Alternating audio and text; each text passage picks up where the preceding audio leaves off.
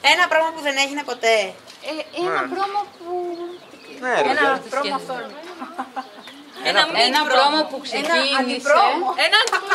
Ένα πρόμο που τελείωσε άδοξα. Που δεν άρχισε ποτέ βασικά. Ένα πρόμο που δεν άρχισε ποτέ. Γιατί δεν κάνουμε ρε παιδιά μια έξοδο χωρίς λόγια. Είναι και πολύ αφηρημένο. Πάλι λίγο και το πεις. Εμένα το μου αρέσει. Το όνομα του πρότυπου. Σταματήσεις. Αυτό δεν λέω κι εγώ. Ότι ρε παιδί μου, όλοι όταν μιλάμε, ξέρω εγώ, είμαστε οκ. Ξέρω εγώ πώς θα βγει αυτή και να πει στο όνομα του Φρόιντ, σταματήσει. Πώς να αλλάξουμε τα άλλα. Μα το λέει, μα της αρέσει δεν θέλει να την αλλάξουμε. Αλλά δεν γίνεται να την πει όμως λες και λέει το συνειδητό σας αντιπροσωπεύει.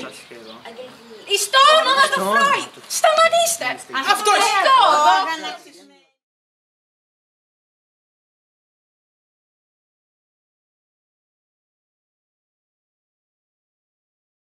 Να κάνουμε αυτό που λέμε με το στο όνομα του Φρόιντ, σταματήστε, να ανακτήσουμε και end of story.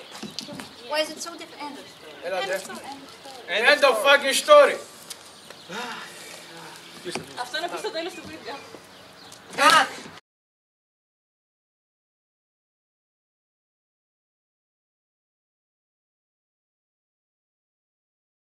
Τρίτη 2 Ιουνίου στο Αμφιθέατρο Δέλτα 3.